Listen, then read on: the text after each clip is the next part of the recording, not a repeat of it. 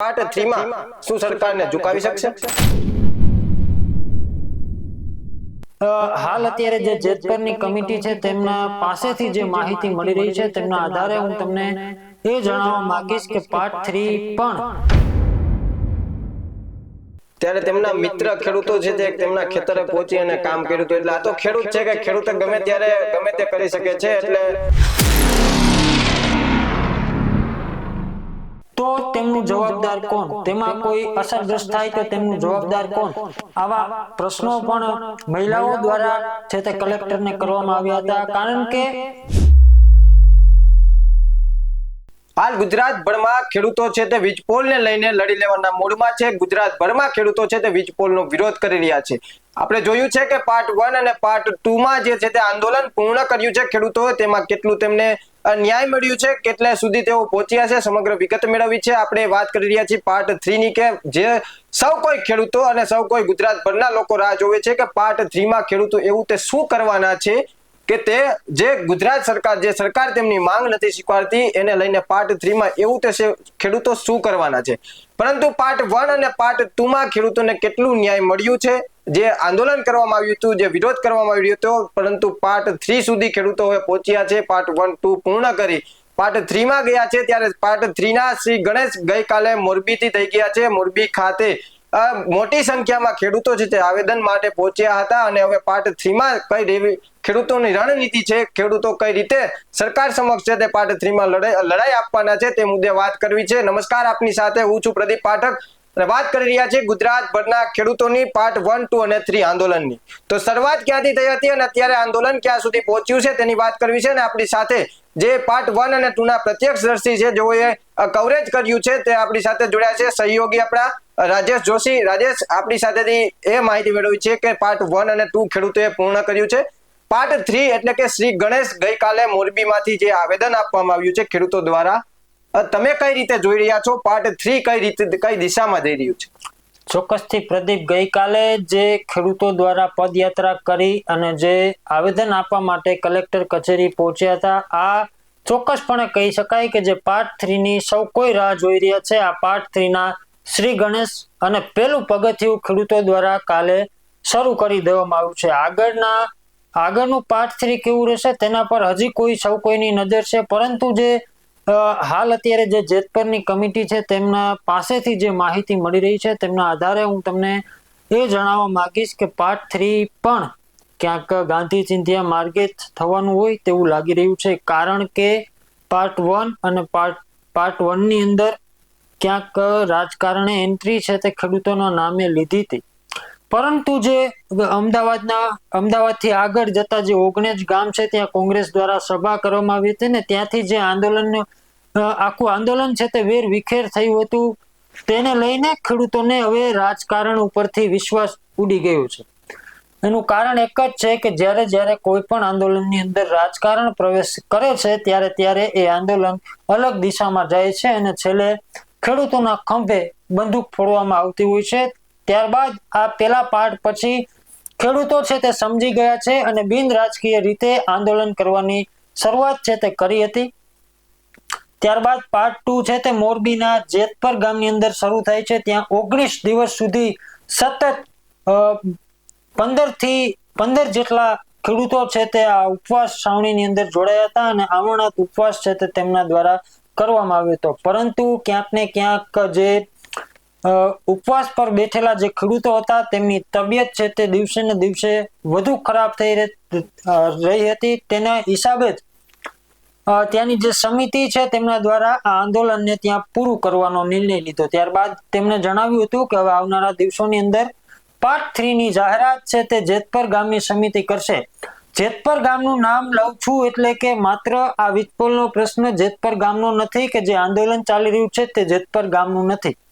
કારણ કે જે જેતપર ગામની અંદર જે આંદોલન ચાલતું હતું તેમની જે સમિતિ હતી તેમના દ્વારા અનેક નિવેદનો આપવામાં આવ્યા હતા અને તેમાં તે ચોક્કસપણે બોલી રહ્યા હતા કે આ આંદોલન હવે ગુજરાત વ્યાપી બની ગયું છે. મતલબ કે ગુજરાતના તમામ જે ખેડૂતો છે, જેટલા પણ આ વીજલાઈનથી અસરગ્રસ્ત થઈ રહ્યા છે, એ સિવાયના જે ખેડૂતો છે તેમના માટે આ આંદોલનની શરૂઆત છે તે થઈ હતી.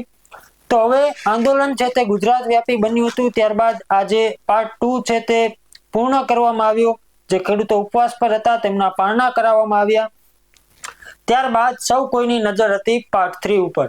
હવે પાર્ટ 3 ના જે શ્રી ગણેશ થયા છે, પાર્ટ 3 ની શરૂઆત થઈ છે. પાર્ટ 3 નું જે પેલું પગથિયું છે તે મોરબીના મહેન્દ્રનગર ચોકડીથી શરૂ થઈ હતી પદયાત્રા અને કલેક્ટર કચેરી ખાતે પહોંચી હતી અને આશરે લગભગ 10,000 થી પણ વધુ ખેડૂતો આ યાત્રામાં જોડાયા હતા અને આ પદયાત્રા જે હતી અને પાર્ટ 3 નું આગળનું આંદોલન કેવું હશે તે ચોક્કસપણે હું તમને કહીશ કે આ આંદોલનની અંદર મહિલાઓનો ફાળો છે તે મોખરે રહે તેવું મને લાગી રહ્યું છે. કારણ કે જે રીતની રજૂઆત કલેક્ટર કચેરી માં કરવામાં આવી, કલેક્ટર સમક્ષ કરવામાં આવી, તેમાં મોટે ભાગે મહિલાઓ દ્વારા કલેક્ટરને રજૂઆત છે તે કરવામાં આવી હતી. મહિલાઓના અનેક પ્રશ્નો હતા.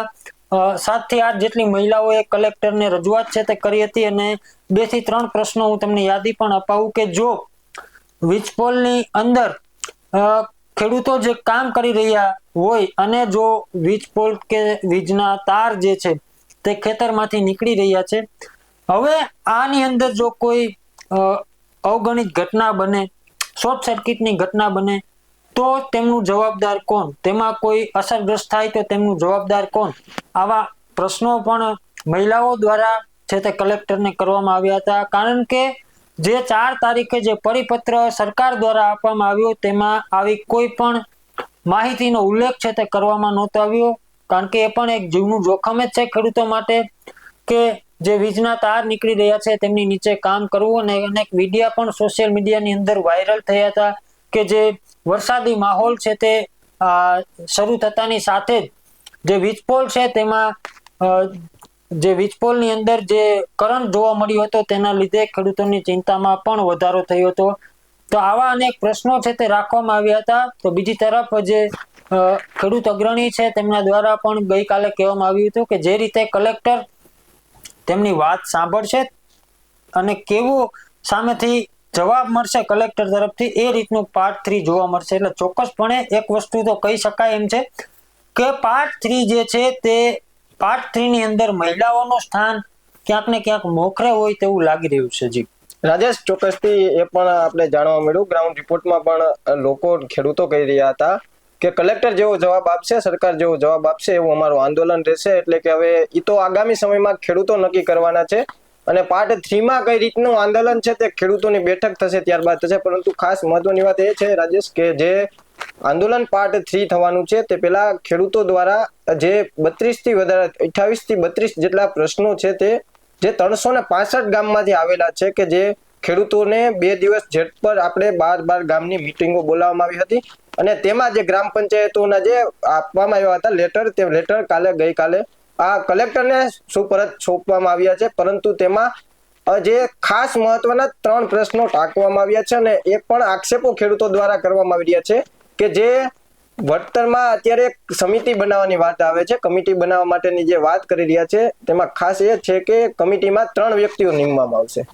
ખેડૂતો એવો આક્ષેપ કરે છે કે આ જે કમિટી બનાવવાની છે તેમાં એક સરકારમાંથી હશે અને એક વીજપોલ કંપની જે છે તેનામાંથી એક વ્યક્તિ હશે અને એક ખેડૂતમાંથી કોઈ પણ એક વ્યક્તિને રાખવામાં આવશે.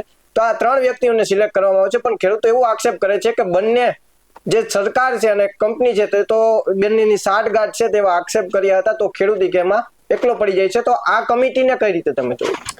ચોક્કસથી જે રીતે કાયદા પ્રમાણે જે વાત થઈ રહી છે તેમાં હકીકત ક્યાંક એવી છે કે એક કંપની તરફથી કોઈ વ્યક્તિ આવે, એક ખેડૂત તરફથી કોઈ વ્યક્તિ આવે અને એક સરકાર તરફથી વ્યક્તિ આવે.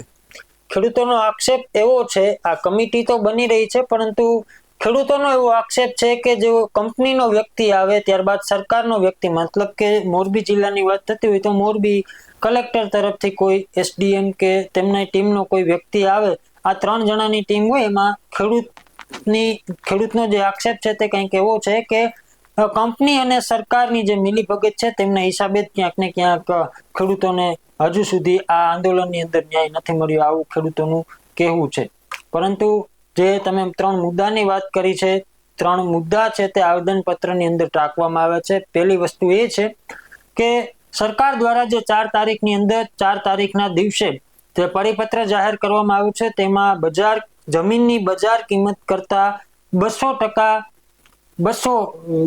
વળતર આપવાની વાત કરવામાં આવી છે, પરંતુ તેમની જગ્યાએ ખેડૂતોની માંગણી છે 400%ની.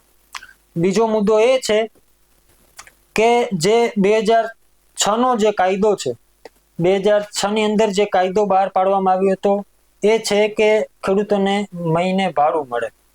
કલેક્ટર દ્વારા જમીનની કિંમત નક્કી કરવામાં આવે ને ત્યારબાદ જે કાંઈ પણ ભાડું ખેડૂતને મળવા પાત્ર હોય એ ભાડું ખેડૂતોને મળે. આ બીજો મુદ્દો હતો.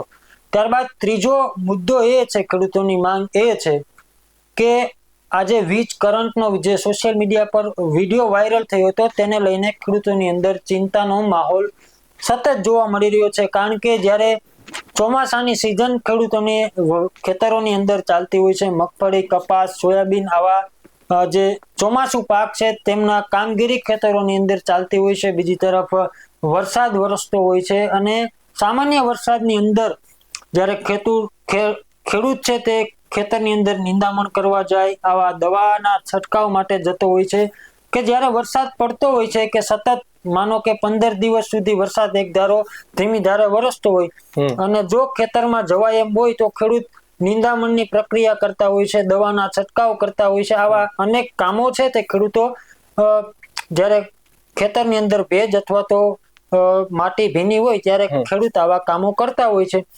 ત્યારના સમયે જે આ કરંટ લાગે, કારણ કે જમીનમાં ભેજ હોય તો અને જે વીજ પોલની અંદર કરંટ હોય તો આ કનેક્શનના હિસાબે શોર્ટ સર્કિટ અથવા તો બીજી અન્ય કોઈ અવગણિત ઘટના છે તે બની શકે છે. તેમના માટે થઈને ખેડૂતને જે પોતાના જીવનું જોખમ છે તે જીવના જોખમની માંગ છે તે આ જે આવેદન આપવામાં આવ્યું તેમાં કરવામાં આવ્યું છે કે પરિપત્રની અંદર આવો કોઈ પણ ઉલ્લેખ કરવામાં નથી આવ્યો. તો હવે જો આગામી સમયમાં સરકાર તરફથી કોઈ વલણ ખેડૂતોને મળે તો તેમાં આ તમામ મુદ્દાને આવરી લેવામાં આવે અને ખેડૂતોની જે માંગ છે તે સ્વીકારવામાં આવે.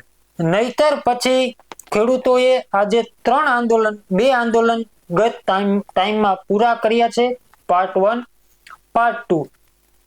હવે પાર્ટ 3 આવવાનો છે તો તેમાં આ 3 મુદ્દાને લઈને ખેડૂતો આંદોલન કરવાના છે. પાર્ટ 3ના શ્રી ગણેશ ગઈકાલે મોરબીની અંદર થઈ ગયા છે. વાત હવે એ છે કે ખેડૂતો ગાંધી ચિંધ્યા માર્ગે જશે કે પછી આક્રમક માર્ગે. બને ત્યાં સુધી ખેડૂતો આક્રમક થવા માંગતા નથી. ખાસ કરીને મહિલાઓ છે તે હવે રણચંડી બની અને જે મેદાને ઉતરી છે. મહિલાઓમાં ક્યાંક આક્રોશ જોવા મળી રહ્યો છે ને સ્વાભાવિક વાત છે, આક્રોશ હોવો એ પણ સ્વાભાવિક વાત છે. કારણ કે જ્યારે કોઈ પોતાની જમીનને જાતી જોઈ ન જ શકે એટલા માટે થઈને આ ખેડૂતોની અંદર આક્રોશ છે તે સ્વાભાવિક છે, જોવા મળે. રાજેશ, રોકવા માંગીશ, તમે જે મહિલાઓની વાત કરી, ગઈકાલે મહિલાઓ સાથે મારી વાતચીત થઈ ત્યારે મહિલાઓએ જણાવ્યું છે જે પોતાની વેદના હોય છે. એક મહિલા તેમની વેદના વર્ણવી રહ્યા હતા. મેં જ્યારે એમને પ્રશ્ન કર્યો કે આ વીજપોલને લઈને તમને કેટલી નુકસાની પહોંચી રહી છે ત્યારે એક મહિલાએ જણાવ્યું છે, 2 મહિલાઓ છે એમાં પહેલી મહિલાનું ઉદાહરણ આપીશ કે હું એ કહ્યું કે મારી પાસે 2 વીઘા જમીન છે. 2 વીઘાના જમીનમાં મારે એક પોલ આવી રહ્યો છે. એક પોલ આવે છે, મારે 2 બાળક છે. 2 વીઘા જમીન છે, તેમને 2 બાળક છે. અત્યારે કે બાળકનું મેં ભણતર છોડાવી અને કામ કરવા માટે મોકલી દીધા છે. એટલે કહી શકાય કે ઘરની જે રોજીરોટી હોય છે તેમાં ક્યાંક ઠેસ પહોંચતી હોય છે. કારણ કે જે આપણે ઘર ચાલતું હોય છે, પરંતુ 2 વીઘાની જમીનમાંથી આપણે સ્વાભાવિક છે ખેડૂત જે છે તેમને પણ ખ્યાલ છે કે 2 વીઘામાં આપણે સામાન્ય પરિવાર કઈ રીતે ઘર ચલાવતો હોય છે. એટલે તેમના પરિવારને ઘણું નુકસાન થયું છે. એક મહિલાએ એવું પણ જણાવ્યું હતું કે મારે 5 વીઘા જમીન છે ને 5 વીઘાની જમીનમાં મને 2 પોલ આવી રહ્યા છે. તો સ્વાભાવિક આપણે સમજી શકીએ કે 5 વીઘાની જમીનમાં 2 પોલ આવે તો જે તેમની જમીન છે તે કેટલી રોકાઈ જતી હોય છે. ને ખાસ એ પણ એમને જણાવ્યું છે કે જે તેમની જમીનમાં પોલ આવી રહ્યા છે, અત્યારે કામગીરી ચાલુ છે, એટલે તેના માટે થઈને તેમનું જે રેતી હોય, કોકરેટ હોય છે, તે જે માલ સામાન હોય છે પોલનો તે ખેતરમાં અત્યારે રાખી દેવામાં આવ્યું છે. એટલે કે તેઓ વાવણી કરી શકે એવું નથી એ જગ્યા ઉપર. એટલે સ્વાભાવિક છે કે આપણે સમજી શકીએ કે કેટલી જગ્યાનું રોકાણ થયું હોય. રાજેશ, કારણ કે જે આ મહિલા તેમની વેદના જણાવતા હોય તે આપણે સાંભળ્યું છે કે આ રીતના જે એની જમીન ઉપર બધું અત્યારે રોકાણ થયું છે. તો કઈ રીતે આમાં, ને બીજા નંબરમાં રાજેશ હું એ પણ વાત કરવા માંગીશ કે અત્યારે ગુજરાતમાં અમુક એવા જિલ્લાઓ છે કે જ્યાં ઓછો વરસાદ થયો છે, તેને લઈને પણ ખેડૂતોમાં ક્યાંક ચિંતા છે. અને બીજી તરફ આ ખેડૂત આંદોલન કરી રહ્યો છે. તમે કઈ રીતે જોવો છો? ખેડૂત એક પદયાત્રામાં જાય કે તેમના ખેતરમાં વાવણીના સમયને સમય ફાળવે? ચોક્કસથી પ્રદીપ, પેલા તમે જે ઉદાહરણ આપ્યું છે એવું જે ખેડૂત મને મળ્યા હતા તેમના દ્વારા પણ આ જ વાત કરવામાં આવી હતી. ટૂંકી જમીન છે અને પોલ આવી રહ્યો છે, 2 દીકરા છે. હવે વાત એ છે કે જો વળતર આપશે, કદાચ એ દીકરા નાના છે તો વળતર આપે તો વળતર એ દીકરા મોટા થાય ત્યાં સુધીમાં વપરાઈ જાય. પછી જે જમીનના ભાગ પાડવામાં આવે તેમાં ક્યાંક ને ક્યાંક બંને દીકરાઓની અંદર મન દુઃખ થાય એવું લાગે, કારણ કે જો એકના ભાગમાં પોલ આવે તો એને દુઃખ થાય, બીજાના ભાગમાં પોલ આવે તો એને દુઃખ થાય. પણ ખેડૂતની માંગણી એવી છે કે જો આ પોલનું ભાડું મળે તો 1 મહિનો એક દીકરો ભાડું રાખે ને બીજો મહિને બીજો દીકરો ભાડું રાખે, આવું ખેડૂત દ્વારા જણાવવામાં આવ્યું છે. એટલે આ એક મુદ્દાની વાત છે. પરંતુ હવે તમારો જે પ્રશ્ન છે તેના પર આવીએ કે એક બાજુ વાવણીનો સમય છે ને આ સમય ખેડૂતો માટે દિવાળીનો સમય પણ ગણી શકાય, કારણ કે આ એક ખેડૂતનું નવું વર્ષ આ ચોમાસા પાકથી શરૂ થતું હોય છે.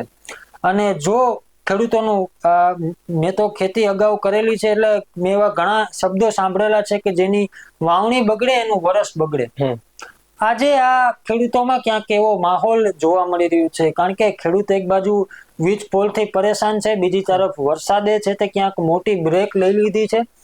વરસાદ નથી વરસતો તેને લઈને પણ ખેડૂતોની અંદર એક ચિંતાનો માહોલ છે. બીજી તરફ આવનારા દિવસોમાં વરસાદ વરસશે તો ખેડૂતો હવે આંદોલન બાજુ જશે કે વરસાદ વરસશે તો વાવણી કરવા માટે જશે. પરંતુ એક વસ્તુ ચોક્કસ છે કે જ્યારે અમે પાર્ટ 2 ની અંદર કવરેજ કરી રહ્યા હતા ત્યારે અમે પણ આ પ્રશ્ન ખેડૂતોને પૂછ્યો હતો કે આગામી સમયમાં વરસાદ થશે તો તમે આંદોલન કરશો કે પછી વરસાદને લઈને વાવણી કરવા જશો? ત્યારે ખેડૂતોએ ચોક્કસ કીધું હતું કે આ લડાઈ હવે આર પારની થઈ ચૂકી છે.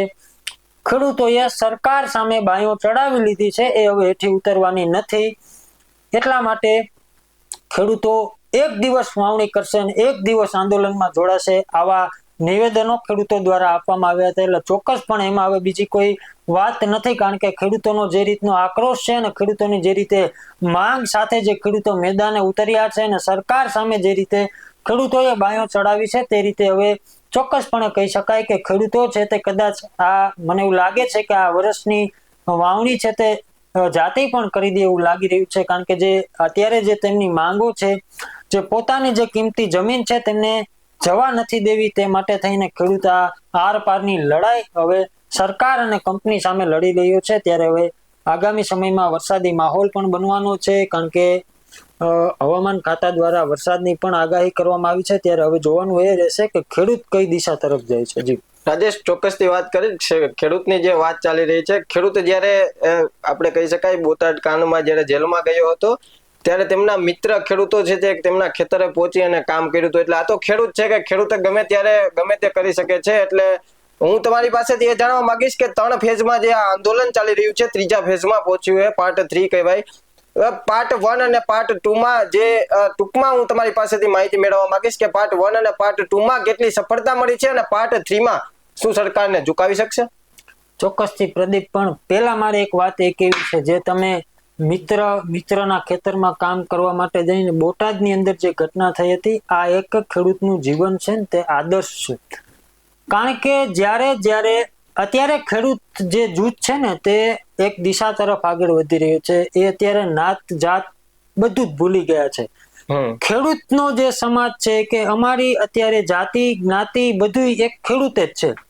એટલા માટે જ્યારે ખેડૂત પર આફત આવી છે ત્યારે હળી મળી અને પગલા લીધા છે.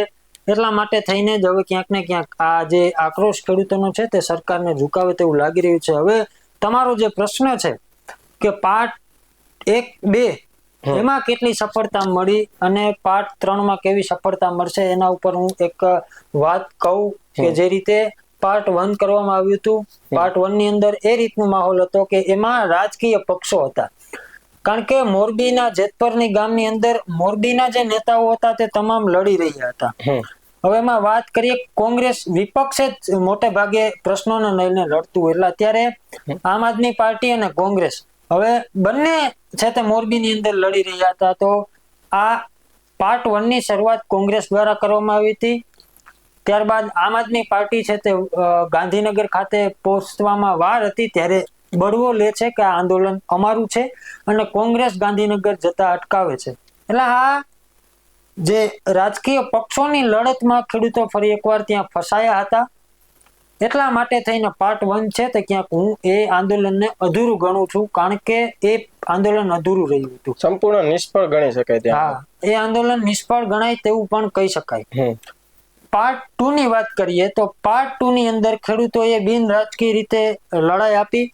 એમાં ચોખ્ખી અને સ્પષ્ટ વાત, અને ત્યાં બેનરો પણ મારેલા હતા કે કોઈ પણ રાજકીય નેતા, કોઈ પણ રાજકીય પક્ષને ખેસ, ટોપી, આ તે કોઈ પણ વસ્તુ કે કોઈ પણ રાજકીય પક્ષ સાથે જોડાયેલો માણસ આ ગામની અંદર એન્ટ્રી કરે નહીં, અથવા તો આ આંદોલનની અંદર એન્ટ્રી કરે નહીં. આવા ખેડૂતોએ એક આક્રમક રીતે રજૂઆત છે તે જાહેરાત કરી દીધી હતી.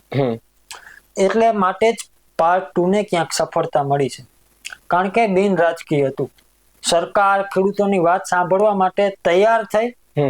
સરકારે ખેડૂતોના હિતમાં નિર્ણય લીધો, પણ અધૂરો લીધો, કારણ કે ખેડૂતોની માંગણી સ્વીકારાણી નથી. રાજેશ, કહી શકાય સરકાર આમ જોઈએ ને તો ઝૂકી કહેવાય, કારણ કે તેમને જે માંગ હતી તે ક્યાંક ને ક્યાંક ભલે 30 થી 40% આપણે ગણી શકીએ તેટલી માંગ સ્વીકારવામાં આવી છે. એટલે ક્યાંક ને ક્યાંક આ જે આંદોલન છે તેની અસર સરકાર સુધી પહોંચી તો છે જ. ચોક્કસથી પ્રદીપ, આંદોલનમાં જે માંગ હતી ખેડૂતોની તે સરકાર સુધી પહોંચી છે. એનું કારણ એક જ છે કે જ્યારે આંદોલન ચાલી રહ્યું હતું ત્યારે કેબિનેટ બેઠક મળી હતી, અને જે જેતપર ગામમાં આંદોલન ચાલી રહ્યું હતું તેમાં ત્યાંના જે ધારાસભ્ય છે, આપણે વાત કરીએ કાંતિભાઈ અમૃતિયાની, તો તે જ ગામના વતની છે અને તેમના ગામની અંદર આવો માહોલ જોઈ નહોતા શકતા. એ માટે થઈને ક્યાંક ગુજરાત રાજ્યના તમામ જે કેબિનેટ મંત્રીઓ છે તેમના દ્વારા કેબિનેટ બેઠકની અંદર એક સુરે મુખ્યમંત્રી સમક્ષ રજૂઆત કરવામાં આવી હતી, અને તમામ રજૂઆત હતી એ ખેડૂત આંદોલનની જ હતી. એ માટે થઈને ક્યાંક સરકાર છે તે ખેડૂતોની માંગ સ્વીકારવા માટે તૈયાર થઈ હતી, અને ત્યારબાદ એક પરિપત્ર કે નવો પરિપત્ર છે તે સરકાર દ્વારા જાહેર કરવામાં આવ્યો હતો, અને તેમાં જે માંગ સ્વીકારવામાં આવી એ માંગ સ્વીકારતા સરકારે પરિપત્ર જાહેર કર્યો. તેમાં જણાવ્યું હતું કે જે જંત્રીના ભાવે વળતર આપવાનું હતું, પરંતુ તેની જગ્યાએ બજાર કિંમતના 200 ગણા જે વળતર છે તે આપવામાં આવશે. આ એક જ વસ્તુનો ઉલ્લેખ હતો, બીજી કોઈ પણ વસ્તુનો ઉલ્લેખ હતો, પરંતુ જે ખેડૂતોની જે બીજી માંગણી હતી તેમનો કોઈ ઉલ્લેખ ન હતો. એટલા માટે થઈને ખેડૂતોએ પોતાનું આંદોલન છે તે ચાલુ રાખ્યું હતું. હવે ક્યાંક પાર્ટ 3 કરવા જઈ રહ્યા છે. પાર્ટ 3 ની અંદર અનેક તર્ક વિતર્ક પણ આવી શકે છે. ખેડૂતો આર પારની લડાઈ પણ લડી શકે છે. ખેડૂતો ઝૂકવાના નથી, એ વાત તો સ્પષ્ટ છે. એટલે હવે ક્યાંક સરકાર, મને એવું લાગે છે કે ખેડૂતો સાથે પોઝિટિવ રીતે બેસી અને ચર્ચા કરી અને ખેડૂતોની માંગ છે તે આગામી સમયમાં સ્વીકારશે, એવું પણ મને હાલ અત્યારે લાગી રહ્યું છે. જી ચોક્કસથી રાજેશ, આપ માહિતી સાથે અમારી સાથે જોડાયા તે બદલ આપનો ખૂબ ખૂબ આભાર. આગામી સમયમાં હવે જે ખેડૂતો લડાઈ કરી રહ્યા છે પાર્ટ 3 શ્રી ગણેશ થઈ ગયા છે, પરંતુ હવે પાર્ટ 3 માં ખેડૂતો કેવી લડાઈ લડવાના છે, ખેડૂતો સરકાર સામે કેવો મોરચો માંડે છે તે જોવાનું રહેશે. અને હાલ જે ખેડૂતોએ કહી શકાય પાર્ટ 3 ના શ્રી ગણેશ મોરબીમાંથી જે પદયાત્રા યોજી અને કલેક્ટર સુધી જે ઘેરાવ કર્યો હતો, 10,000 થી વધારે ખેડૂતો છે તે જોડાયા હતા. એટલે આગામી સમયમાં ખેડૂતો છે તે લડી લેવાના મૂડમાં હોય તેવું લાગી રહ્યું હતું, અને ખેડૂતોમાં ખાસ એ વાત છે કે મહિલાઓ પણ ક્યાંક ને ક્યાંક રણચંડી બની અને લડવા માટે નીકળી હતી. તેઓ કહી રહ્યા હતા કે જરૂર પડશે તો ગાંધીનગર સુધી અમે દરવાજા ખખડાવવા માટે મહિલાઓ જવા માટે તૈયાર છે. એટલે આગામી સમયમાં હવે આંદોલન કઈ તરફ જાય છે, ખેડૂતોની બેઠક થશે, તે બેઠક થઈ અને ત્યારબાદ ખેડૂતો નક્કી કરશે કે કયા રસ્તે જવું, કઈ રીતે આંદોલન કરવું, ગાંધી ચિંધ્યા જવું કે પછી ભગતજી. કારણ કે ખેડૂતો હાલ અત્યારે વાવણીનો સમય છે, વરસાદ ક્યાંક ને ક્યાંક અમુક જિલ્લાઓમાં મોડો પડ્યો છે, પરંતુ અમુક જિલ્લાઓમાં વાવણીનો સમય છે. જે વરસાદનો સમય છે, વાવણી કરવાનો સમય હોય છે, પરંતુ ખેડૂત તો પણ અત્યારે લડી રહ્યો છે, સરકાર સામે લડી રહ્યો છે કે વીજ પોલ કંપનીને જે માંગ છે તેમની સ્વીકારવામાં આવે તે માટે લડી રહ્યો છે. એટલે કે આગામી સમયમાં ખેડૂત છે તે લડવાના જ મૂડમાં દેખાઈ રહ્યો છે. એટલે કે પાર્ટ 3 થશે, અને પાર્ટ 3 કઈ રીતે થશે અને તેમાં શું થશે તે સૌ કોઈની નજર છે. એટલે કે આગામી સમયમાં જે પાર્ટ 3 ખેડૂતો દ્વારા જે જાહેર કરવામાં આવશે તેમાં સૌ કોઈની નજર રહેશે.